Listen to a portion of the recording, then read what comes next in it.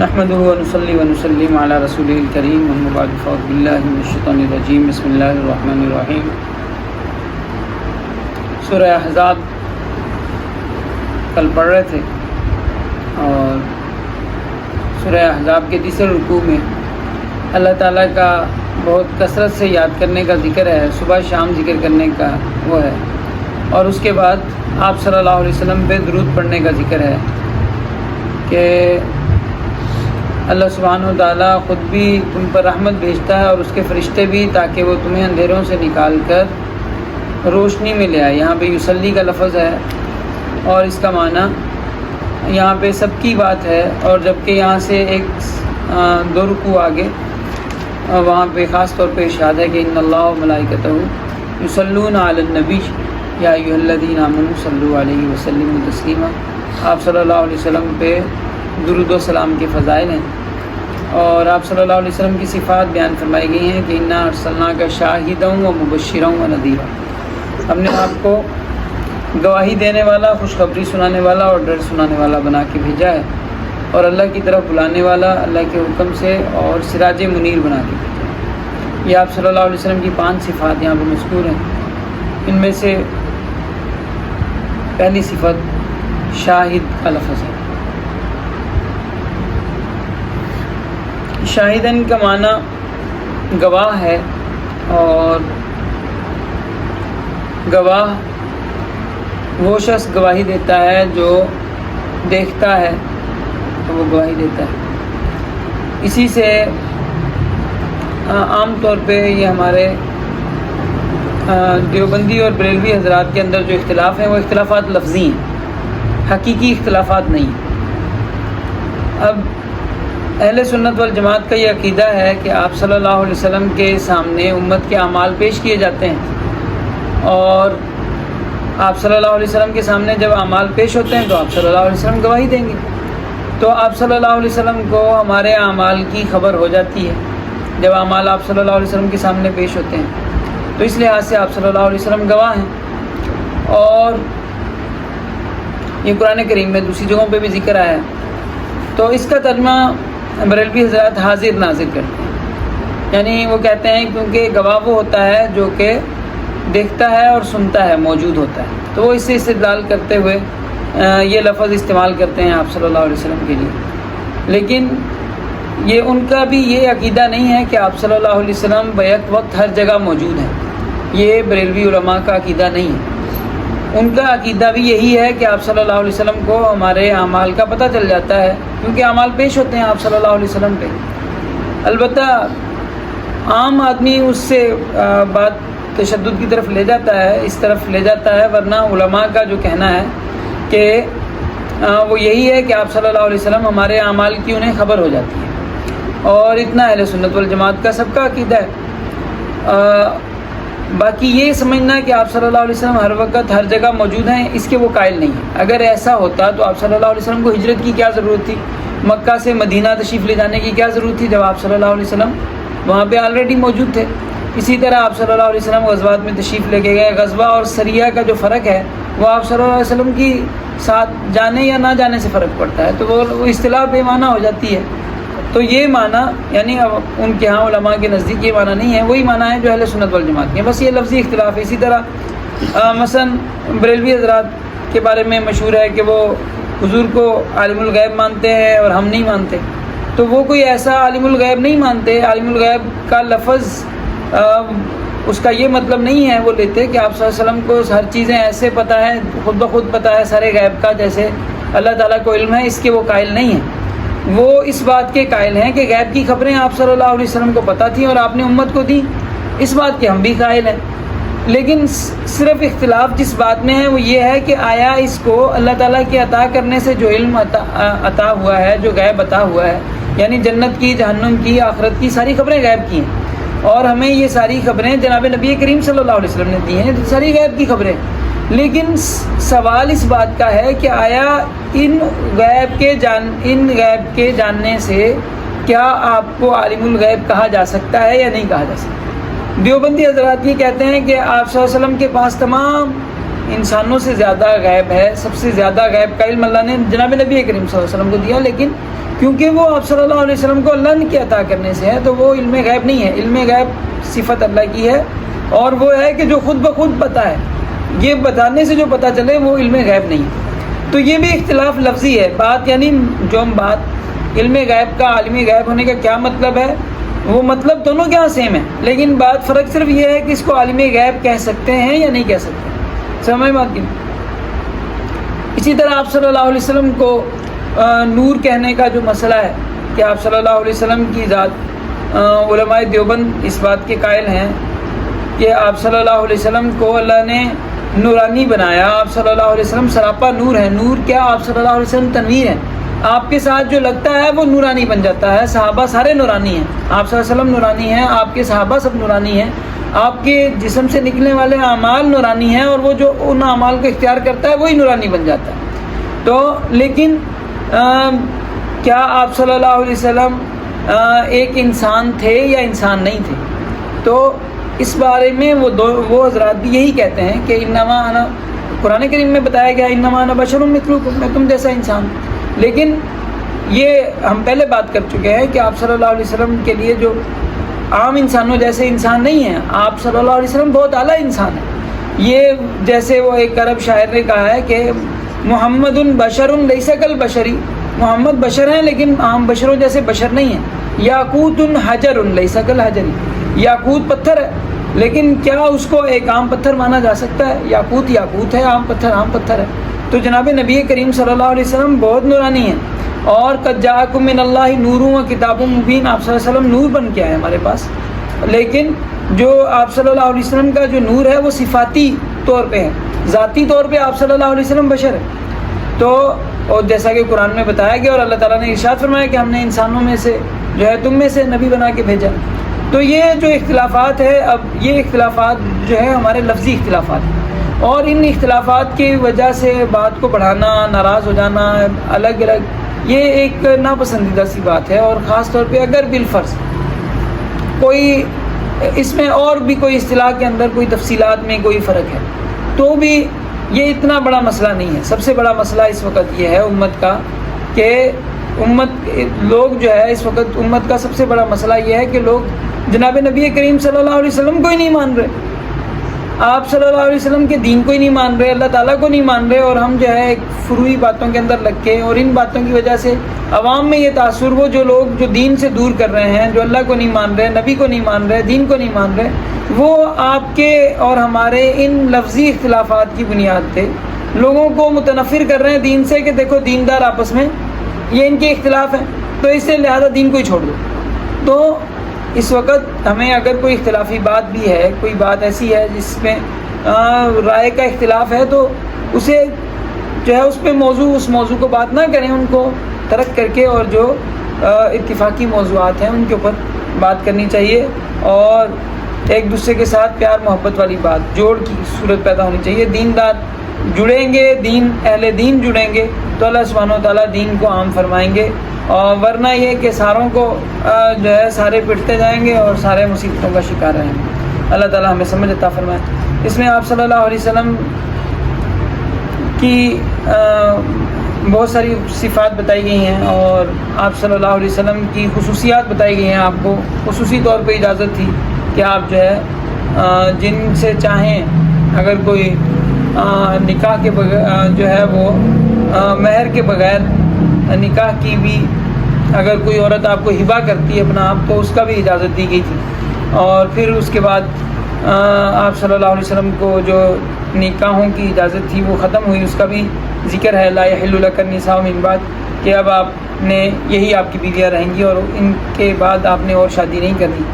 وہ بھی یہاں پہ موجود ہے۔ اس کے بعد آپ صلی اللہ علیہ وسلم کے نکاح کے اندر لوگ جو ہے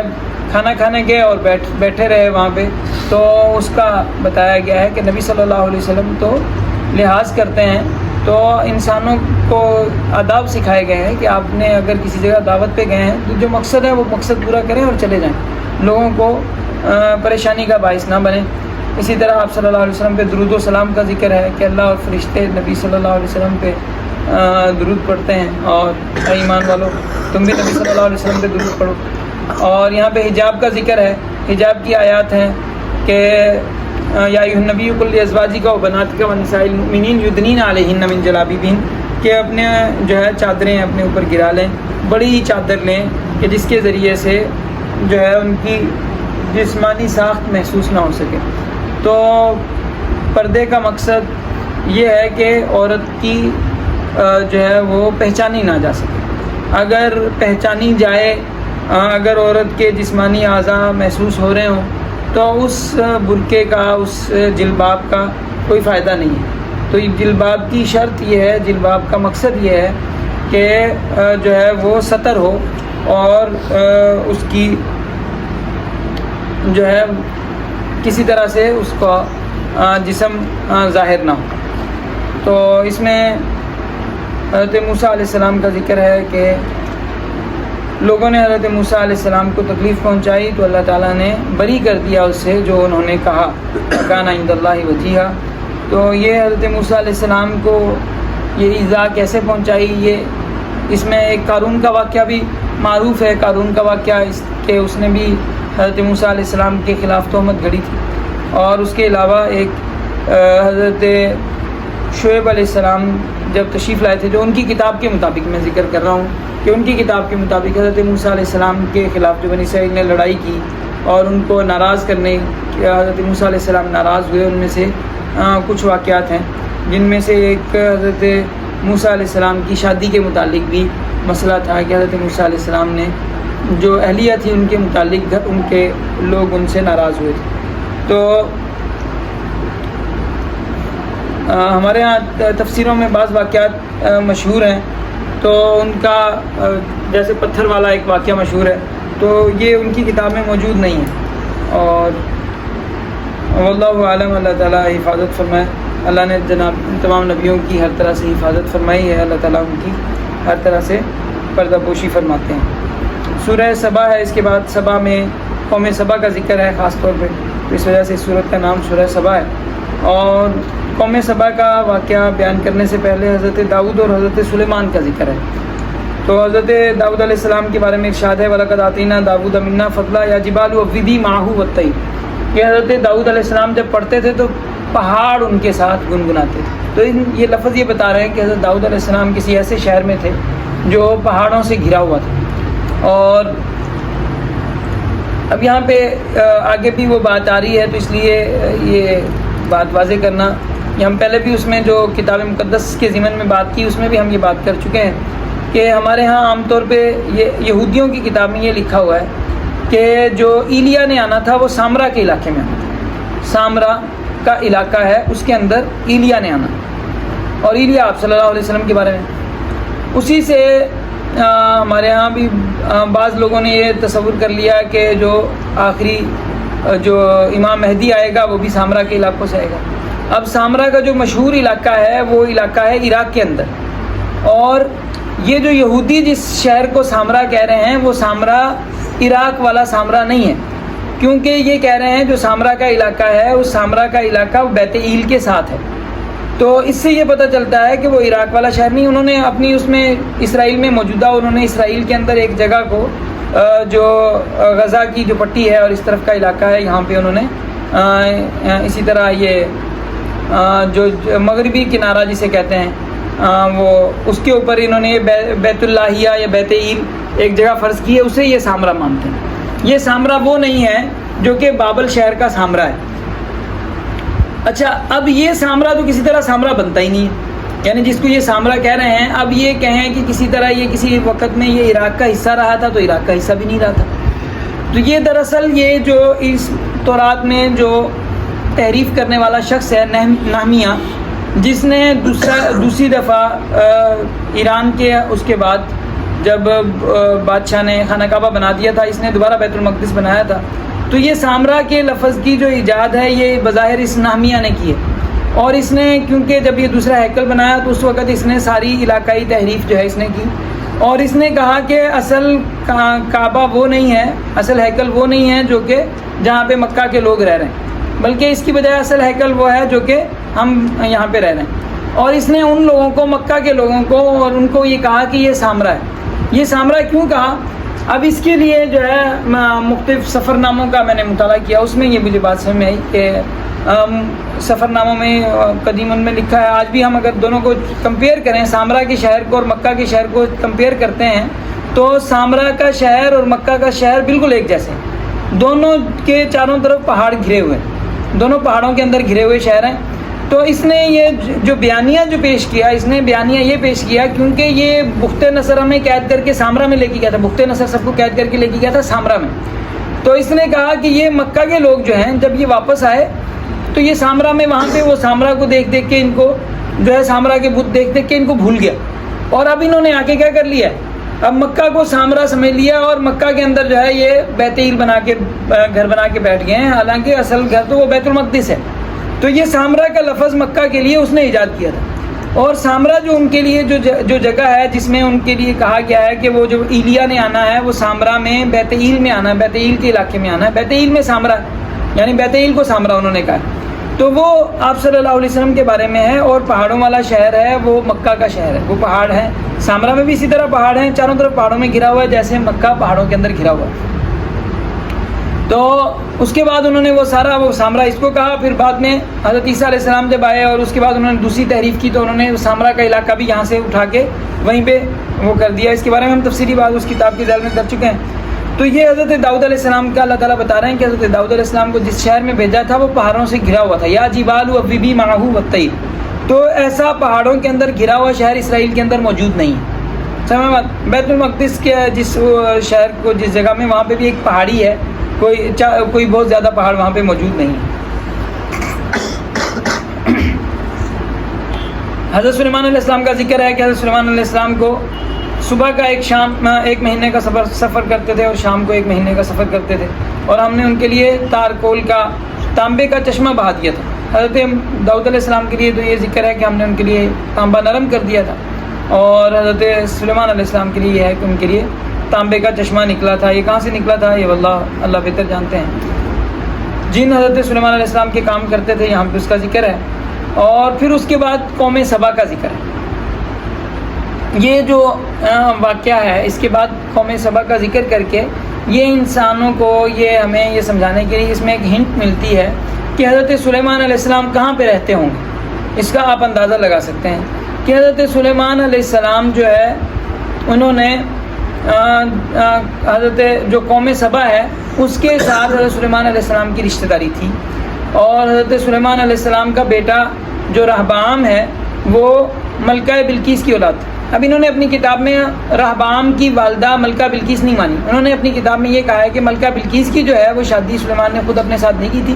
بلکہ کسی اور جو ہے ان کا وزیر تھا اس کے ساتھ کر دی تھی۔ یہی بات ہمارے پاس کتابوں میں آ گئی اہل کتاب کی ان کی نسبت سے۔ اور جو حضرت سلیمان کا بیٹا رہبام ہے اس کی والدہ امونی خاتون تھی، انہوں نے جو بتایا ہے وہ اپنی کتاب کے اندر یہ لکھا ہے۔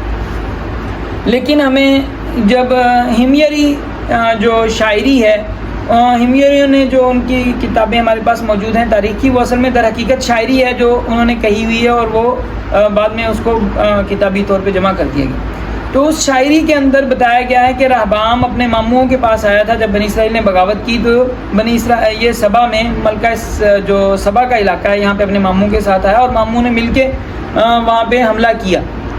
جو بیت المقدس کے علاقے میں حملہ کرنے گئے، اور بعد میں لیکن یہ کہ وہ سیٹنگ نہیں ہو سکی اور رہبام پھر اسی علاقے میں رہا۔ تو اب یہ رہبام جو ہے، رہبام کا واقعہ یہ اس بات کو وضاحت کر دیتا ہے کہ یہ ان کی کتاب میں یہ لکھا ہے کہ رہبام جو تھا، جو حضرت سلیمان علیہ السلام کا جو بیٹا تھا، وہ اصل علاقہ جو تھا اس میں رہبام رہا تھا، لیکن اب انہوں نے اور جو دوسرا جو ملک تھا جنہوں نے دوسرا ہیکل بنایا وہ رہبام کے علاوہ والے تھے۔ اتنی بات ان کی کتاب میں آج بھی لکھی ہوئی۔ رہبام والا جو علاقہ تھا وہ اصلی ہیکل والا تھا، اور جو دوسرا علاقہ تھا وہ دوسرے لوگ تھے، لیکن اب انہوں نے گھما کے کیا کیا ہے کہ رہبام کو کہا ہے کہ رہبام وہاں پہ تھا، اور جو دوسرا حصہ تھا وہ بیت المقدس سے اس سے بھی آگے تھا، وہ اس طرح انہوں نے بنایا۔ تو لیکن یہ کہ یہ ہمارے پاس جب دونوں سائڈوں کو آپ جمع کرتے ہیں تو آپ کے پاس نتیجہ بالکل واضح ہو جاتا ہے۔ تو قوم سبا کا یہ ذکر ہے کہ اللہ نے ان کو بڑا نوازا تھا، اور پھر وہاں پہ جو ہے اللہ نے بڑی نعمتیں دی تھیں، لیکن پھر ان کے اوپر جب انہوں نے ناشکری کی تو اللہ نے وہ ڈیم ٹوٹ گئے۔ تو اب یہ ڈیم ٹوٹنے کا واقعہ خاص طور پہ قرآن کریم میں بتایا گیا ہے، اور ڈیم کا جو ٹوٹنے کا واقعہ ہے یہ جو ہے بڑا اہم ہے. اس وجہ سے اہم ہے کیونکہ ڈیم ٹوٹنے کے بعد یہاں کے جو عربوں جو اس علاقے کے لوگ تھے، خاص طور پہ نعمان بن منذر جو ہیں جنہیں بنو مائی سما کہتے ہیں، اور یہ لوگ جا کے وہاں پہ فلسطین کے علاقے میں جا کے آباد ہوئے، فلسطین کے قریب، اور انہوں نے جا کے یمن کی ساری اصطلاحات، سارے نام جا کے وہاں پہ منتقل کر دیے. تو یہ جو لوگ جو یہاں پہ تھے جو مائن کہلاتے تھے، جو اصل میں مائن کا مطلب ہے بنو مائی، ان کو بنو مائی سما حدیث میں بھی لفظ استعمال ہوا ہے، اور اسی کا موابی کہتے ہیں جو حضرت لوط علیہ السلام کی اولاد ہے، جن کو ہم قوم مدین کہتے ہیں. تو یہ در حقیقت حضرموت کا علاقہ یہ چھوڑ کے یہ لوگ جو ہے وہاں چلے گئے تھے، جس کی وجہ سے یہاں پہ عربوں کی طاقت کمزور ہو گئی، اور یہاں پہ یہودیوں نے باقاعدہ اپنی حکومت قائم کی. اور وہی یہودی تھے جنہوں نے اصحاب فیل کا جو واقعہ ہوا اس سے پہلے جو یہاں پہ آباد تھے، جس نے اصحاب اخدود جو خندقوں والوں کا جو واقعہ ہوا جو یہودیوں نے کیا. تو یہ جو 2.5 قبیلے ان کے مدین میں رہ رہے تھے حضرت موسیٰ علیہ السلام کے، اس کے زمانے میں 2.5 قبیلے مدین میں رہ رہے تھے، جو موابیوں کا علاقہ تھا اس میں رہ رہے تھے، لیکن وہ وہاں پہ کبھی حکومت نہیں بنا سکے تھے. لیکن جب یہ ڈیم ٹوٹنے کا واقعہ ہوا اس کے بعد، کیونکہ عرب یہاں سے منتقل ہو کے ادھر چلے گئے، تو یہاں پہ ان کو موقع ملا اور انہوں نے اپنی حکومت قائم کی، اور اس کے بعد یہاں پہ ان کی حکومت ہوئی. تو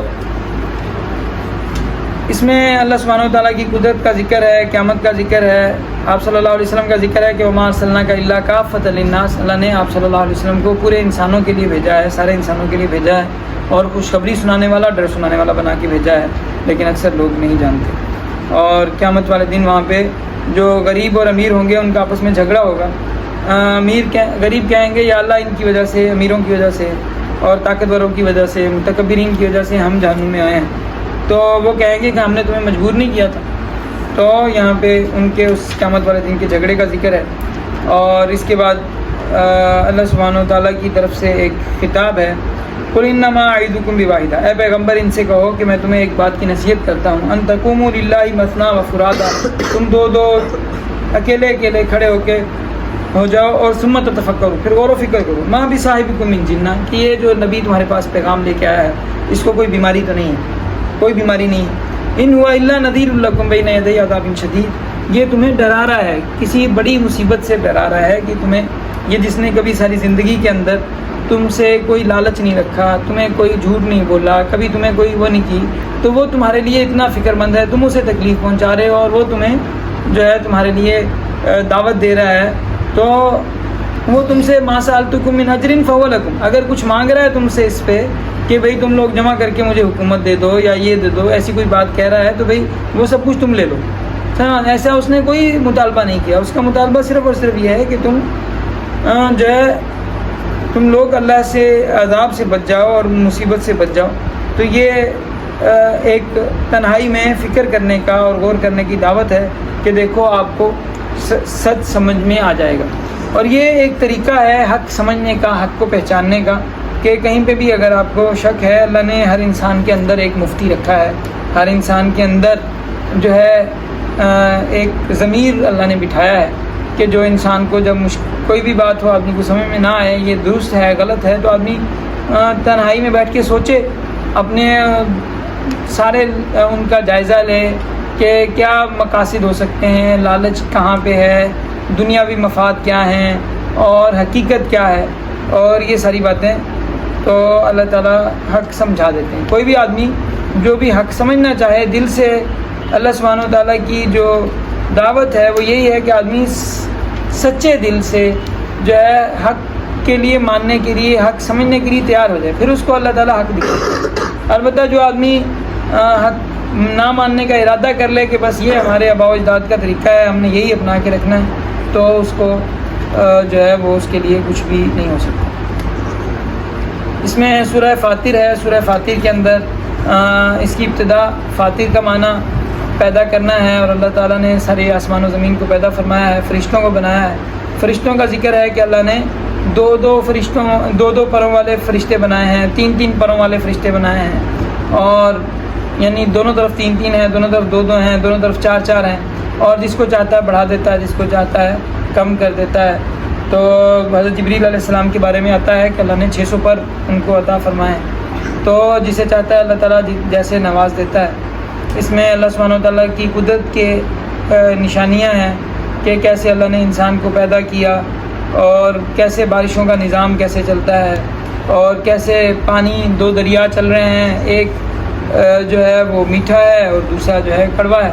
اور دونوں ایک دوسرے میں ملتے نہیں ہیں، اور دونوں میں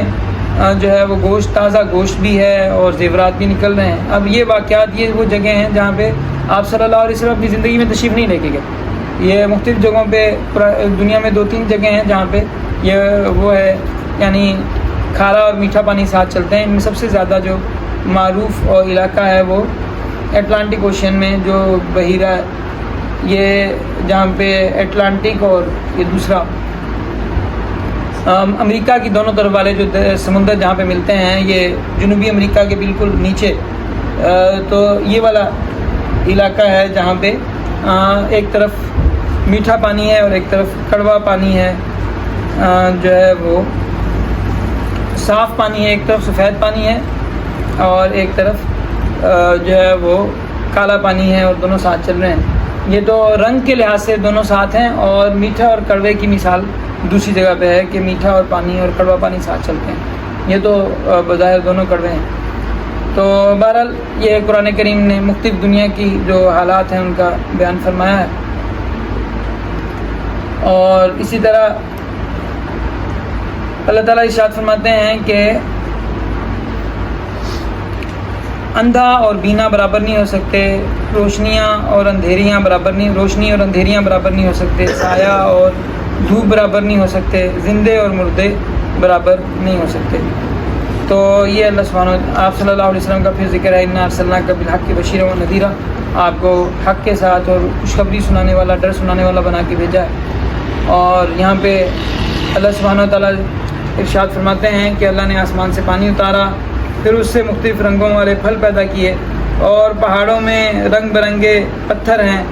جو کالے سفید ہیں، لال ہیں اور کالے ہیں، کالے سیاہ ہیں۔ اسی طرح چوپایوں میں، انسانوں میں اللہ نے فرق رکھا ہے۔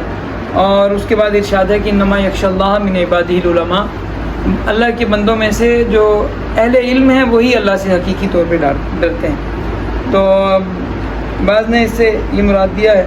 کہ جو علماء سے مراد وہ ہیں جو قرآن و حدیث کے جانتے ہیں اور ان کو ہی جو ہے وہ حقیقی ڈرنے والے وہی لوگ ہیں۔ بعض نے یہاں پہ عمومی طور پہ کہا ہے کہ اللہ سبحانہ وتعالیٰ نے اپنی مظاہر قدرت کو بیان کر کے یہ الفاظ ارشاد فرمائے ہیں۔ تو مظاہر قدرت کو دیکھنے کے بعد جو آدمی اللہ پہ ایمان لاتا ہے تو اس کا جو اللہ تعالیٰ کے اوپر یقین ہوتا ہے تو وہ یقین زیادہ پکا اور زیادہ بہتر ہوتا ہے بنسبت اس کے جو صرف ایک عقیدتاً یقین رکھتا ہے، ایک بات سنی سنائی بات کے طور پہ یقین رکھتا ہے، اور ایک وہ ہے جو پڑھ لکھ کے اور سمجھ کے اسے سمجھ میں آتا ہے کہ یہ جیسے ایک کسی اس کا میتھمیٹیشین کا جملہ مشہور ہے کہ میں سمجھتا ہوں کہ اللہ تعالیٰ بہت بڑے ریاضی دان ہے کہ جس نے ہر چیز کو ریاضی کے اصولوں کے ساتھ اور کائنات کے سارے نظام کو ریاضی کے اس کے ساتھ جوڑا ہوا ہے۔ تو جو آدمی یعنی کسی بھی علم کے اندر مہارت حاصل کرتا ہے اور اس مہارت کے بعد وہ سمجھتا ہے کہ یہ یہاں تک انسان ہے، یہ انسان کی مقدرت ہے، اور یہ آگے والا جو کام ہو رہا ہے، یہ جو حساب ہے، یہ انسان کی قدرت سے باہر کی چیز ہے، یہ جو چلا رہا ہے نظام، یہ کوئی چلانے والی جو ذات ہے جو بڑی طاقتور ذات ہے۔ تو اس کا جو یقین، جو اللہ سبحانہ وتعالیٰ کا جو علم اسے جو حاصل ہوتا ہے، تو وہ ایک عام آدمی کی بنسبت جسے اس طرح کا تجربہ نہیں ہے، اس طرح کی اسے تعلیم نہیں ہے، اس طرح کی سمجھ نہیں ہے، اس کا جو اللہ تعالیٰ کے بارے میں علم ہے اس سے پڑھے لکھے آدمی کا علم زیادہ بہتر ہوتا ہے، اور وہ حقیقی طور پہ اللہ سبحانہ وتعالیٰ سے ڈرتا ہے، اللہ کی قدرت سے ڈرتا ہے، اللہ کی طاقت سے ڈرتا ہے۔ اس میں یہ ارشاد فرمایا گیا وَلَمْ نُعَمِّرْكُمْ مَا يَتَذَكَّرُ فِيهِ مَنْ تَذَكَّرَ وَجَاءَكُمُ النَّذِيرُ، قیامت والے دن جہنمیوں کو کہا جائے گا کہ ہم نے تمہیں اتنی عمر دی تھی کہ جس میں جس نے سمجھنا ہو وہ سمجھ جاتا ہے۔ تو یہ عمر کتنی ہے؟ بعض علماء نے اس سے مراد 40 سال لی ہے، اور بعض نے وَجَاءَكُمُ النَّذِيرُ سے مراد سفید بال آنا لیا ہے کہ داڑھی میں سفید بال آ گیا، آدمی کے بالوں میں سفید بال آ گیا تو یہ اللہ کی طرف سے نذیر آ گیا کہ اب تمہیں اتنی عمر مل گئی ہے اتنا وقت آ چکا ہے کہ ابھی تمہیں سمجھ جانا چاہیے کہ سب کچھ جو ہے وہ کرنے والی ذات کون چلا رہا ہے، سارا نظام کس کا ہے. پھر بھی آدمی نہ سمجھے اور پھر بھی آدمی اپنی نفس پرستی میں لگا رہے تو یہ بڑا گھاٹے کا سودا ہے. شیخ سعدی رحمۃ اللہ علیہ کے اشعار ہیں: 40 سال عمر عزیزت گزشت، مزاج تو از حال طفلی نگشت، کہ تیری عمر کے 40 سال گزر گئے لیکن بچپنے والی حرکتیں جو ہیں وہ تیری ختم نہیں ہو رہی. اللہ تعالیٰ ہمیں انسان بننے کی توفیق عطا فرمائے، اور یہ جو اللہ نے عمر دی ہے اس کا اللہ تعالیٰ حق ادا کرنے کی توفیق عطا فرمائے، اور جو ہے اپنی پہچان اللہ تعالیٰ عطا فرمائے، اپنی سمجھ عطا فرمائے. اس کے بعد سورہ یاسین ہے، اور یاسین کی ابتدا یاسین لفظ سے ہے. آپ صلی اللہ علیہ وسلم کے ناموں میں سے ایک نام یاسین ہے. یاسین کے بارے میں ہم پہلے بات کر چکے ہیں، یہ آگے دوبارہ بھی ذکر آ رہا ہے، اس میں بات کرتے ہیں. تو اس میں اللہ سبحانہ و تعالیٰ کی قدرت کے مظاہر کا ذکر ہے. اسی طرح حبیب نجار کا واقعہ ہے کہ حبیب نجار کو نے جو ہے اپنی قوم والوں کو سفارش کی تھی کہ یہ نبی جو پیغام لے کے آئے ہیں اس پیغام کو مان لیا جائے، تو انہوں نے ان کو پہلے شہید کر دیا. تو اس کا واقعہ یہاں پہ ہے. قیامت کے حالات کا ذکر ہے. دنیا میں اللہ سبحانہ و تعالیٰ نے جو نظام بنائے ہیں ان کا ذکر ہے کہ للشمس ينبغي لها ان تدرك القمر والقمر قدرناه منازل، چاند کی منزلیں رکھی ہیں یہاں تک کہ وہ پتلی ٹہنی کی طرح ہو جاتا ہے، کھجور کی ٹہنی کی طرح. اور سورج والشمس تجری لمستقر لها، سورج اپنے مقام پہ چلتا ہے،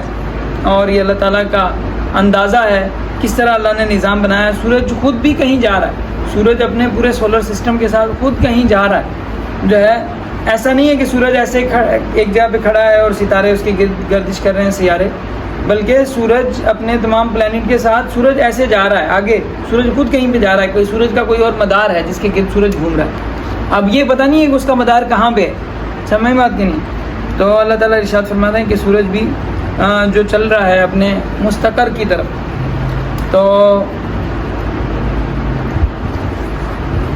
سورج اور چاند ایسے اللہ نے نظام بنایا ہے. سورج کا الگ راستہ ہے، چاند زمین کے گرد گھوم رہا ہے، زمین سورج کے گرد گھوم رہی ہے، لیکن اس کے باوجود للشمس ينبغي لها ان تدرك القمر، نہ سورج چاند کو پکڑ سکتا ہے، ولا الليل سابق النهار، اور نہ رات دن سے پہلے آ سکتی ہے.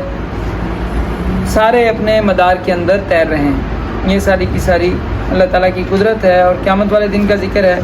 کہ وہاں پہ ایک طرف جو مجرم لوگ ہوں گے ان کے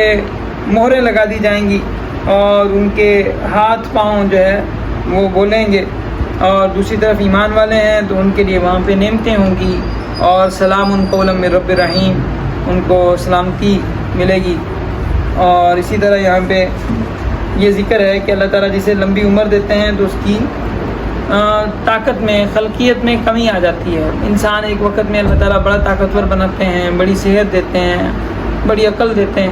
لیکن پھر بڑھاپا آ جاتا ہے، بڑی عمر آ جاتی ہے تو آدمی بڑا سمجھدار انسان ہوتا ہے، لیکن اسے یادداشت کمزور ہو جاتی ہے، بات سمجھ نہیں آتی ہے. اور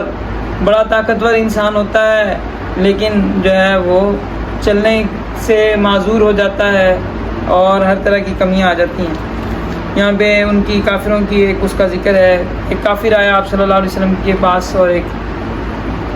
ہڈی لے کے آیا، اسے لا کے اپنی ایسے انگلی سے اسے توڑ دیا اور کہا کہ کیا ہم جو ایسے رمیم ہو جائیں گے، ایسے ہماری گل سڑ جائیں گے تو کیا ہم دوبارہ اس وقت زندہ ہوں گے؟ تو اللہ تعالیٰ ارشاد فرماتے ہیں ضرب لنا مثلا ونسی خلقہ، ہمیں مثال پیش کرتا ہے، اپنی پیدائش بھول گیا ہے. قال من یحیی العظام وہی رمیم قل یحییها الذی انشأها اول مرہ، نقشہ بنا ہوا ہے، اسٹرکچر بنا ہوا ہے، میٹیریل موجود ہے، اس کو دوبارہ بنانا کیا مشکل ہے؟ جس نے پہلی دفعہ بنا دیا، نہ نقشہ تھا، نہ اسٹرکچر تھا، نہ مثل تھی، نہ مثال تھی، اور اللہ نے بنا دیا. تو جب پہلی دفعہ بنا دیا تو اس کو دوبارہ بنانا کیا مشکل ہے؟ تو اس کا حکم تو بس اذا اراد شیئا ان یقول له کن، جب وہ کن کہتا ہے تو وہ ہو جاتا ہے. کن بھی ہمیں سمجھانے کے لیے ہے، ورنہ اس کے ارادے کا نام موجود ہے. آگے سورہ صافات ہے، اور سورہ صافات میں فرشتوں کا ذکر ہے کہ فرشتے کس طرح اللہ تعالیٰ کے سامنے پر باندھے جو ہے وہ صف باندھے کھڑے رہتے ہیں. فرشتوں کا بھی ذکر ہو سکتا ہے، اور اس میں جہاد کی جو صفیں ہیں وہ بھی مراد ہو سکتی ہیں، اور اس میں شہاب ثاقب کا ذکر ہے، اور اس میں جنت اور جہنم کے حالات کا ذکر ہے کہ وہاں پہ جنت والوں کو جو دنیا میں جو جہنمی دنیا کے اندر جو کافر لوگ ان کے اوپر طنز کرتے تھے، مذاق اڑاتے تھے، تو وہاں پہ ان کو موقع دیا جائے گا کہ وہ اپنا بدلہ لے سکیں. اور جنتیوں کو کیا نعمتیں ملیں گی، کیسے اللہ تعالیٰ ان کو جنتیں عطا فرمائیں گے، اس کا ذکر ہے. فی جنات النعیم علی سرور متقابلین، آمنے سامنے مسحریوں پہ بیٹھے ہوں گے. یطاف علیہم بکأس من معین، چھلکتے ہوئے سفید جو ہے وہ ان کے پاس جام آئیں گے، اور جس سے نہ عقل بہکے گی نہ سر میں خمار ہوگا. اور وعندہم قاصرات الطرف عین، بڑی آنکھوں والی جھکی نظروں والی بیویاں ہوں گی. اور کانہن بیض مکنون، ایسے بے داغ وجود ہوگا ان کا، اور چھپی ہوئی ہوں گی، اللہ نے ان کو چھپا کے رکھا ہے. تو ان کا یہاں پہ ذکر ہے. اور پھر اس کے بعد نبیوں کا ذکر ہے، یہاں پہ نبیوں کے واقعات ہیں، اور ان میں ایک خاص سیکوینس ہے. جگہ جہاں پہ بھی انبیاء کرام علیہ السلام کی تفصیلات بتائی گئی ہیں، اس میں ہر جگہ پہ الگ سیکوینس ہے. اور یہاں پہ اس میں پہلے حضرت نوح علیہ السلام کا ذکر ہے جو اپنی قوم کی طرف بھیجے گئے، اپنے ہی لوگوں میں بھیجے گئے. اور اس کے بعد حضرت ابراہیم علیہ السلام کا ذکر ہے، وہ بھی اپنی قوم کی طرف بھیجے گئے. اور اس کے بعد لیکن حضرت ابراہیم علیہ السلام جو ہے انہوں نے ہجرت فرمائی اور ایک علاقے کی طرف بھیجے گئے، اور پھر اس کے بعد وہ دوسرے علاقے میں گئے. تو اس کے بعد حضرت موسیٰ اور ہارون کا ذکر ہے. حضرت موسیٰ علیہ السلام بھی تربیت ایک جگہ پہ ہوئی، اور دوسری جگہ انہوں نے جا کے تبلیغ کی، اور لیکن اپنی قوم کی طرف انہوں نے بھی تبلیغ کی. اس کے بعد الیاسین کا ذکر ہے، الیاس اور الیاسین کا ذکر ہے. یہ یہاں پہ لفظ ہیں وَإِنَّ إِلْيَاسَ لَمِنَ الْمُرْسَلِينَ،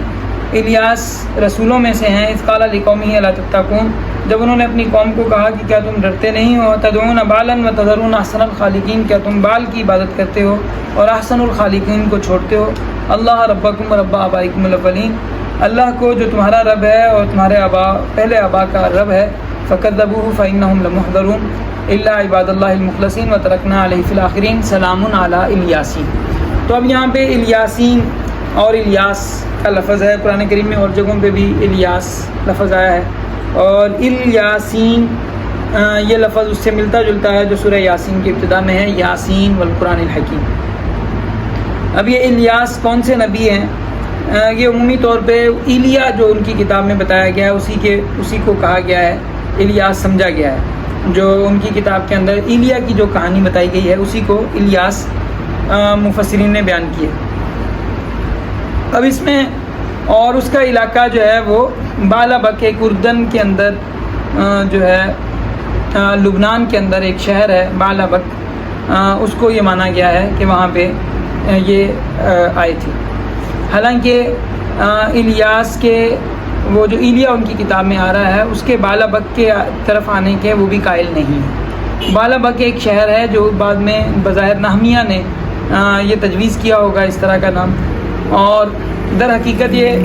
نام کسی اور جگہ کا ہے جو یہاں پہ انہوں نے جب جغرافیائی تحریف کی تو اس علاقے میں منتقل کر دیا. بال کی اب یہ جو علاقہ ہے در حقیقت یہ میسوپوٹامیہ کا علاقہ ہے. یہاں پہ جو بت ملتے ہیں وہ ایک تو وہ بت ملتا ہے جو چائنا کا ہے، ڈریگن جو ہے، ڈریگن کی شکل کا بت ملتا ہے، اور دوسرا یہاں پہ جو بت ملتا ہے وہ شیر کی شکل کا ملتا ہے. میسوپوٹامیہ کے جو لوگ تھے وہ شیر کا بت بناتے تھے. بال کا جو علاقہ ہے وہ مکہ کا علاقہ ہے، وہ جو ہے یہ والا علاقہ ہے جسے یمن کا علاقہ، اسے بال کا علاقہ، کنانی علاقہ یہ بنتا ہے ان کی کتاب کے مطابق. تو بظاہر یہ بالابک کا جو نام جو رکھا گیا ہے یہ بظاہر نہمیہ نے، اور نہمیہ کے بعد کے جو لوگ ہیں انہوں نے اس جگہ کا نام بالابک رکھا اور اسے بالابک کے طور پہ معروف کیا. اب یہاں پہ جو الیاس کا لفظ ہے، الیاس کا لفظ اصل میں اگر ہم عبرانی اس کے لحاظ سے اس کو جائزہ لیتے ہیں تو وہ ایلیا سے ہی نکلا ہے، لیکن الیاس کا لفظ نکلتا ہے الیشو سے۔ اب یہ اس کے اوپر ہم تفصیلی بات کتاب مقدس کے ضمن میں کر چکے ہیں کہ ان کے ہاں جو کتاب کے اندر جو کریکٹر ہیں وہ دو ہیں، ایک ہے ایلیا اور دوسرا ہے الیشو۔ الیشو کا نام پہلے ہی خالی یشو ہے، لیکن ایلیا جو ہے وہ پہلے آتا ہے۔ ایلیا بیت ایل کا شہری ہے اور بیت ایل کا شہری ہے، اور اس کے بعد وہ بال کے ساتھ اور ان کا مقابلہ وہ کرتا ہے، اور اس کو بڑی جو ہے اللہ تعالیٰ نے کرامتیں عطا کی ہوئی ہیں، تو اسے حکم ہوتا ہے وہ وحی کے لیے اسی مقام پہ جاتا ہے جہاں پہ حضرت موسیٰ علیہ السلام گئے تھے، اور وہاں سے اسے حکم ہوتا ہے کہ تم جا کے جو یشوع ہے اس کو جا کے تم اپنا شاگرد بناؤ اور اسے تربیت دو۔ تو یشوع کو جب وہ ایلیا کی شاگردی میں آتا ہے، اس سے پہلے اس کے 12 بیل ہیں، وہ 12 بیل اپنے ذبح کر کے اپنی قوم کو کھلاتا ہے، اور اس کے بعد وہ ایلیا کی شاگردی کے اندر آتا ہے۔ تو وہ ایلیا سے کہتا ہے، ایلیا اسے کہتا ہے کہ میں بیت ایل کی طرف بھیجا گیا ہوں، پھر اسے کہتا ہے میں یریحو کی طرف بھیجا گیا ہوں، پھر وہ کہتا ہے کہ میں جو ہے وہ یروشلم کی طرف بھیجا گیا ہوں، اور یروشلم سے وہ اوپر چلا جاتا ہے۔ تو یروشلم کی طرف جاتے ہوئے اسے وہ ایلیا الیشوع سے کہتا ہے، یشوع ابھی تک یشوع ہے، ایلیا کے جانے سے پہلے وہ یشوع ہے، اور یشوع سے کہتا ہے کہ تم میرے لیے دعا کرو کہ جو کرامتیں تمہیں دی گئی ہیں مجھے اس سے دگنی کرامتیں ملیں، کیونکہ میں نے تمہارے بغیر مقابلہ کرنا ہے ان کا۔ تو انہوں نے کہا کہ اگر تم میرے سے بغیر ہوگے، اگر میں جو ہے تم سے پہلے چلا گیا تو تمہیں میرے سے دگنی کرامتیں ملیں گی۔ تو ایلیا آسمانوں پہ جاتا ہے، اور جانے کے بعد وہ دیکھتا ہے کہ یشوع دیکھتا ہے اپنے آپ کو کہ ایلیا کی چادر جو وہ اوپر جاتا ہے تو اس کی کملی گر جاتی ہے اور وہ یشوع کے اوپر گرتی ہے، تو یشوع جو ہے اپنے بالکل ایلیا جیسا ہو جاتا ہے۔ وہ اپنے آپ کو دیکھتا ہے تو اپنے آپ کو اسے وہ ایلیا کی شبیہ اس میں لگتی ہے، تو وہ وہاں سے آ کے یریحو میں آ جاتا ہے، یثرب میں آ جاتا ہے۔ تو پھر وہاں سے اس کے بعد اس کا نام یشوع سے الیشوع پڑ جاتا ہے، یعنی وہ یشوع ہے اور اس کے اندر ایلیا والی خصوصیات ہیں۔ تو اب یہ الیاسین کا جو لفظ ہے، یہ یعنی جو اگر ہم اس کی کتاب مقدس کے نقطہ نظر سے دیکھیں تو الیاسین کا مطلب یہ ہے کہ اس کے اندر ایلیا بھی داخل ہے اور یشوع بھی داخل ہے۔ تو اگر اس میں ایلیا اور یشوع دونوں داخل ہیں تو اس میں اگر ہم دیکھتے ہیں تو حضرت عیسیٰ علیہ السلام اگر بنیادی طور پہ جب جو ان کی پیدائش ہوئی ہے، بظاہر وہ ایک بنی اسرائیل کے جو 2 حصے تقسیم ہو گئے تھے، 2 حصوں میں، ایک حصہ وہ تھا جو مکہ کے اندر رہ رہا تھا اور دوسرا حصہ وہ تھا جو کہ بیت المقدس کے علاقے میں رہ رہا تھا۔ تو حضرت عیسیٰ علیہ السلام جو پیدا ہوئے ہیں وہ مکہ کے علاقے میں ہوئے ہیں، لیکن اس کے بعد ان کو جو انہوں نے نبوت کی ہے وہ انہوں نے بیت المقدس کے علاقے میں بنیادی طور پہ کی ہے، بعد میں انہوں نے مکہ کے علاقے میں آ کے بھی اپنی نبوت کی ہے۔ تو اگر حضرت عیسیٰ علیہ السلام کی بات کریں، الیاسین سے مراد اگر حضرت عیسیٰ علیہ السلام لیں تو اس میں بھی یہ بات درست ہے، کیونکہ جو نبی جو تھے وہ سارے اس مکہ کے علاقے میں آ رہے تھے اس وقت، اور بیت المقدس کے علاقے میں نبی نہیں آ رہے تھے۔ تو حضرت عیسیٰ علیہ السلام کو یہاں پہ نبی آتے تھے، وہاں کے لوگ شرارتیں کر کے ان کو شہید کرنے کی کوشش کرتے تھے، وہاں پہ نبی نہیں آ رہے تھے۔ تو اب حضرت عیسیٰ علیہ السلام وہاں پہ جا کے پیغام دے رہے ہیں، وہاں پہ جا کے انہوں نے نبوت کی ہے، تو وہ لوگ ہیں انک لمن المرسلین۔ اس کا معنی ان کے اس لحاظ سے بھی ٹھیک ہے کہ اعلیٰ صراط مستقیم تنزیل العزیز الرحیم لتنذر قوما ما انذر آباؤہم، کہ کیونکہ نامیہ نے جو تحریف کی تھی اس کے بعد وہاں پہ اس میں نبی نہیں آئے اس علاقے میں، اور نبی اس علاقے میں آ رہے تھے، تو حضرت عیسیٰ علیہ السلام نے وہاں جا کے ان لوگوں کو ڈرایا، تو یہ کہنا ٹھیک ہے لتنذر قوما ما انذر آباؤہم فہم غافلون۔ اور آپ صلی اللہ علیہ وسلم یہاں پہ مکہ کے لوگوں میں جب ڈرا رہے ہیں تو آپ صلی اللہ علیہ وسلم بھی ان لوگوں کو ڈرا رہے ہیں کہ جن کے ما انذر آباؤہم فہم غافلون۔ تو بظاہر یہ الیاسین کا جو لفظ ہے، جو الیاس کا جو لفظ ہے، یہ اسی کے لیے ہے جو کہ ان کی کتاب میں الیشوع کا لفظ ہے، اور یہ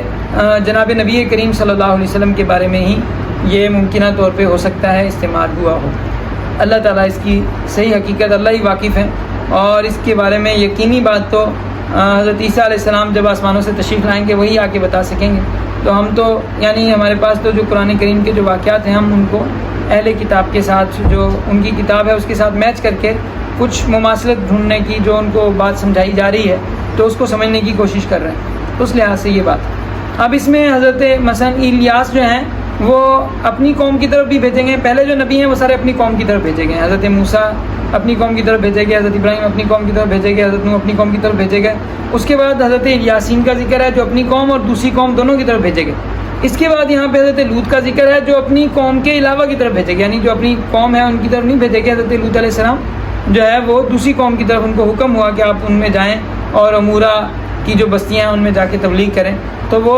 اپنی خاندان کے علاوہ کی طرف انہیں بھیجا گیا. اور اسی طرح جو اس کے بعد حضرت یونس علیہ السلام کا ذکر ہے. حضرت یونس علیہ السلام بھی بنیادی طور پہ بنی اسرائیلی ہیں، اور لیکن ان کو حکم ہوا کہ آپ نے جا کے تبلیغ کرنی ہے میسوپوٹامیہ کے لوگوں کو، تو یہ بھی اپنی قوم کے، اپنی نسل کے علاوہ، اپنے خاندان کے علاوہ کی طرف بھیجے گئے ہیں. تو اس لحاظ سے یہ ایک سیکوینس بنتا ہے. باقی یہ ہماری جو بات ہے ممکنہ بات ہے، اللہ تعالیٰ بہتر جو اور صحیح بات سے جو واقف ہیں وہ اللہ سبحانہ و تعالیٰ. سورہ صاد جو ہے یہ، اس میں آپ صلی اللہ علیہ وسلم کی جو ہے کفار نے کہا تھا کہ ان کو کوئی ہماری ڈیلنگ کروا دو کہ کچھ دیر یہ ہمارے بتوں کو جو ہے وہ مان لیا کریں، کبھی ہم ان کو مان لیں گے تو سیٹنگ میں آ جائے گا، کام بیچ میں چلے گا. تو اس پہ آپ صلی اللہ علیہ وسلم نے کہا تھا کہ میں آپ کی جو ہے اس پہ جو ڈیل ہے اس طرح کی نہیں ہو سکتی، اور جس کی یہ عبادت کرتے ہیں میں ان کی عبادت نہیں کر سکتا. تو اس کا یہاں پہ سورہ صاد کے اندر ذکر ہے. اور صاد کا نام ہی، صاد کا جو پہلا لفظ ہے اس کا ان کے معنی کے لحاظ سے صاد کا معنی صادق بنتا ہے. میں نے جیسے بتایا تھا عبرانی زبان میں الف با تا ہر لفظ کا ایک معنی ہے، تو صاد کا معنی ان کے ہاں صادق ہے کہ آپ صلی اللہ علیہ وسلم، اگر عبرانی میں ان کو کوڈ ورڈ ہے تو ان کو کہا جا رہا ہے کہ آپ جو ہیں وہ صادق ہیں. اور اس میں مختلف انبیاء کا، مختلف قوموں کا ذکر ہے. اس کے بعد حضرت داؤد علیہ السلام کے واقعے کا ذکر ہے. تو حضرت داؤد علیہ السلام کا کہ حضرت داؤد علیہ السلام نے کسی طرح کی کوئی دو بندے تھے، دو گروہ ہیں جو فیصلہ کروانے آئے، اور ایک طرف فیصلہ کرنے میں حضرت داؤد علیہ السلام ہیں جو ظالم ہے اس کی طرف بات نہیں کر رہے، اور جو مظلوم ہے اس کی طرف کر کے بات کر رہے ہیں. تو اس پہ بظاہر اس میں جو قضاء کا جو رول ہے اس کے مطابق پورا نہ ہونے پہ جو ہے انہیں احساس ہوا کہ یہ مجھ سے غلط ہو گیا ہے، تو اس کے اوپر انہوں نے اللہ تعالیٰ کے سامنے استغفار کیا. اس کا ذکر ہے. یہاں پہ ایک اسرائیلی کہانی ہے، تو وہ کہانی جو بنائی گئی ہے حضرت داؤد علیہ السلام کی شان کے خلاف ہے. نبی جو ہے ظالم نہیں ہوتا، اور نبی اس طرح کی جو واقعہ وہاں پہ انہوں نے ایک بنی اسرائیلیوں نے بنایا ہے، تو وہ حضرت داؤد علیہ السلام کی شان کے خلاف ہے. اور حضرت داؤد علیہ السلام کو اللہ سبحانہ و تعالیٰ نے، اللہ کے برگزیدہ نبی تھے اور پسندیدہ نبی تھے، اور انہوں نے ہر طرح سے اللہ تعالیٰ کے حکم کی فرمان برداری کی، کسی کے اوپر ظلم نہیں کیا. اور حضرت سلیمان علیہ السلام کے واقعات یہاں پہ مذکور ہیں. اللہ نے حضرت سلیمان علیہ السلام کو بڑا نوازا تھا. یہاں پہ ایک آیت مبارکہ ہے وَلَقَدْ فَتَنَّا سُلَيْمَانَ وَأَلْقَيْنَا عَلَى كُرْسِيِّهِ جَسَدًا ثُمَّ أَنَابَ. یہاں پہ بھی ایک اسرائیلی کہانی مشہور ہے کہ کوئی جن آ کے حضرت سلیمان علیہ السلام کی کرسی پہ بیٹھ گیا، اور ایسی کہانی معروف ہے. تو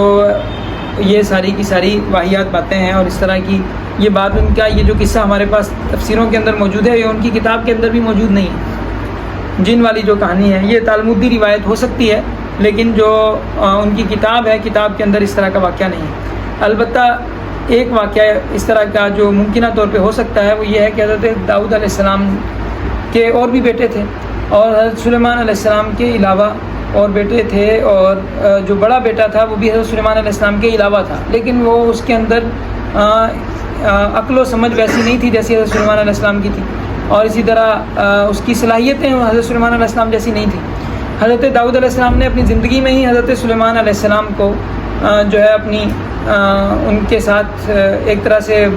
ولی عہد بنا دیا تھا، اور ساری چیزیں ان کے لیے فیصلے کر دیے تھے. تو لیکن حضرت سلیمان علیہ السلام بھی بظاہر ہو سکتا ہے کہ حضرت سلیمان علیہ السلام یہ سمجھ گئے تھے کہ اب جو ہے یہ تو میرا ہی حق ہے، اب میرے علاوہ اور کس کو ملے گی، یہ کوئی اور لے ہی نہیں سکتا. تو لیکن ان کی جو بادشاہت، حضرت داؤد علیہ السلام جب بیمار تھے تو ان کا جو بڑا بیٹا تھا حضرت داؤد کا، ان کو کچھ لوگوں نے جو حضرت سلیمان علیہ السلام کی انصاف پسندی سے جو ہے وہ پسند نہیں کرتے تھے، اور وہ انہوں نے اس کو ایسا حکمران چاہتے تھے، کوئی کمزور قسم کا حکمران ہو جس کو اپنی مرضی سے وہ اپنے چلا سکیں، تو انہوں نے اس کو چڑھایا اور اسے کہا کہ تم جو ہے بادشاہت کا ولی عہدی کا اعلان کرو۔ تو اس نے اس طرح کی صورت کی تھی، حضرت داؤد علیہ السلام کی وفات سے پہلے تخت کے اوپر قبضہ کرنے کی کوشش کی تھی، جو کوشش وہ کامیاب نہیں ہو سکا۔ تو بظاہر یہ اسی واقعے کا ذکر ہے، اور اس کے علاوہ جو اسرائیلی کہانیاں یہاں پہ ہمارے ہاں معروف ہیں تو وہ ایک بے تکی سی باتیں ہیں۔ وَلَقَدْ فَتَنَّا سُلَيْمَانَ وَأَلْقَيْنَا عَلَىٰ كُرْسِيِّهِ جَسَدًا ثُمَّ أَنَابَ، کہ ہم نے ان کی کرسی پر ایک جسد کو بٹھا دیا تھا، کہ یعنی ایک ایسا شخص تھا کہ جو بظاہر جسد ہی تھا، کر کچھ نہیں سکتا تھا، چلنا اس نے درباریوں کے اشارے پہ تھا، لیکن جو ہے اللہ سبحانہ وتعالیٰ نے حضرت سلیمان علیہ السلام نے اللہ کی طرف رجوع فرمایا، اور اللہ نے فوراً ان کی حکومت جو ہے وہ بحال کر دی، اور حضرت داؤد علیہ السلام نے وفات سے پہلے حضرت سلیمان علیہ السلام کو تخت پہ بٹھا کے پھر ان کا انتقال ہوا۔ تو اس میں حضرت سلیمان علیہ السلام کا یہ ذکر ہے کہ انہوں نے جو عمدہ گھوڑے ان کے سامنے پیش کیے، تو فقال انی ارید علیہ بالعشی صافنات الجیاد، شام کے وقت ان کے پاس عمدہ گھوڑے پیش کیے گئے، فقال انی احببت حب الخیر عن ذکر ربی حتی توارت بالحجاب۔ تو یہاں پہ ایک اور بات بھی مشہور ہے کہ ردوها علیہ فتفق مسحا بالسوق والاعناق، کہ حضرت سلیمان علیہ السلام نے جو ہے نماز کا ٹائم نکل گیا تھا گھوڑوں کے اندر لگنے کی وجہ سے، تو اس وجہ سے انہوں نے جو ہے گھوڑے جو ہے وہ ذبح کر دیے تھے۔ تو ممکن ہے یہ معنی بن سکتے ہیں فتفق مسحا بالسوق والاعناق، تو اس کا یہ مطلب بن سکتا ہے، اور ممکن ہے کہ انہوں نے وہ گھوڑے جو ہے وہ ذبح کر دیے، اس کی وجہ سے اللہ نے ان کے لیے ہوا اور جو تخت یہ جو عطا کیا یہ اس کے بدلے میں عطا کیا۔ اور یہ بھی ہو سکتا ہے کہ یہ یہاں پہ ردوها علیہ فتفق مسحا بالسوق والاعناق کا مطلب یہ ہو کہ اللہ نے حضرت سلیمان علیہ السلام نے اس کے بعد ان کو اس پہ استغفار کیا، اور انہوں نے لیکن گھوڑوں کو جو ہے ان کے اوپر پیار سے ان کی سر کے اوپر اور ان کی گردن پہ ہاتھ پھیرنے لگ گئے، تو یہ بھی معنی ہو سکتے ہیں۔ البتہ اس میں جو ہے وہ کوئی وہ نہیں ہے۔ تو جو جن والی کہانی جو بنائی گئی ہے وہ ایک انتہائی فضول قسم کی کہانی ہے، اور جنات کو اللہ نے حضرت سلیمان کے تابع کیا تھا، وہ اللہ کے حکم سے حضرت سلیمان علیہ السلام کی بات مانتے تھے، اور جو ہے جو کوئی ان کی بات سے انکار کرتا تھا تو ان کے لیے ایک کوڑا رکھا ہوا تھا جس سے ان کی پٹائی کی جاتی تھی۔ تو اس میں اور انبیاء کا ذکر ہے، وَاذْكُرْ إِسْمَاعِيلَ وَالْيَسَعَ وَذَا الْكِفْلِ كُلٌّ مِّنَ الْأَخْيَارِ، حضرت اسماعیل، حضرت یسع اور حضرت ذوالکفل کو یاد کریں، یہ سارے کے سارے پسندیدہ لوگ ہیں۔ اسی طرح حضرت ایوب کا ذکر ہے، وَاذْكُرْ فِي عَبْدَنَا ایوب اذ نادى ربه انی مسنی الشیطان بنصب وعذاب، کہ شیطان نے جو ہے انہیں تکلیف پہنچائی تھی، یا ان کو تکلیف پہنچی تھی، تو انہوں نے اور آخر میں اس نے بہکانے کی کوشش کی، تو انہوں نے اللہ سبحانہ وتعالیٰ سے دعا مانگی تھی، تو اللہ تعالیٰ نے ان کے لیے چشمہ جاری فرمایا تھا، جن کے ذریعے سے اللہ نے ان کو صحت عطا فرمائی۔ ان کا یہاں پہ ذکر ہے، جو ان کی کتاب میں بنی اسرائیل کی جو یہ کتاب مقدس ہے، اس کے اندر ایوب نام کی ایک کتاب ہے، اور ایوب کے بارے میں ان کا خیال یہ ہے، جو علاقہ یہ بتاتے ہیں بظاہر وہ یمن کے علاقے میں اللہ تعالیٰ کی طرف سے یہ بھی نبی جو تھے یہ یمن کے علاقے میں نبی تھے۔ اور اس کے بعد سورہ زمر ہے، اور سورہ زمر کے اندر جو ہے 3 اندھیریوں کا ذکر ہے کہ اللہ سبحانہ وتعالیٰ 3 اندھیریوں کے اندر انسان کی تخلیق فرماتے ہیں، اور اسی طرح جنت کے بالا خانوں کا ذکر ہے اور کتاب کا ذکر ہے۔ اللہ تعالیٰ ارشاد فرماتے ہیں، فمن شرح اللہ صدرہ للاسلام فهو علی نور من ربی، تو جسے اللہ نے اسلام کے لیے جس کا سینہ کھول دیا اور وہ اللہ کی طرف سے ہدایت کے نور پر ہے، تو کیا وہ اور وہ جو جس کے دل سخت ہے دونوں برابر ہو سکتے ہیں؟ اور پھر اللہ تعالیٰ ارشاد فرماتے ہیں، اللہ نزل احسن الحدیث، اللہ نے بہترین بات اتاری ہے، بہترین کلام اتارا ہے، کتابا متشابہا مثانی، یہ ایسی کتاب ہے جس کے مضامین باہم ملتے جلتے ہیں اور بار بار پڑھی جانے والی ہے۔ تقشعر منہ جلود الذین یخشون ربہم، جو اللہ سے ڈرنے والے ہیں تو ان کی جسم جو ہے ان کے رونگٹے کھڑے ہو جاتے ہیں. یہ اس آیت اس صورت کو پڑھ کے اس کلام ربانی کو پڑھ کے ثم تلین جلودہم وقلوبہم الی ذکر اللہ، پھر ان کے دل، ان کی جسم اور ان کے دل جو ہے نرم ہو جاتے ہیں اللہ کی یاد کی طرف. یہ اللہ کی ہدایت ہے، جسے چاہتے ہیں اللہ تعالیٰ عطا فرماتے ہیں. اور حل ضرب اللہ مثلا رجلا فیہ شرکاء متشاکسون ورجلا سلما لرجل، دو آدمیوں کی مثال بیان کرتے ہیں کہ ایک آدمی وہ ہے جس میں بہت سارے شریک ہیں، اور ایک وہ ہے جو صرف ایک کا غلام ہے. کیا دونوں برابر ہو سکتے ہیں؟ جو کئیوں کا غلام ہے اسے کوئی بولے گا کہ یہ کام کر، کوئی اسے اس کی تو صورت ماری جائے گی.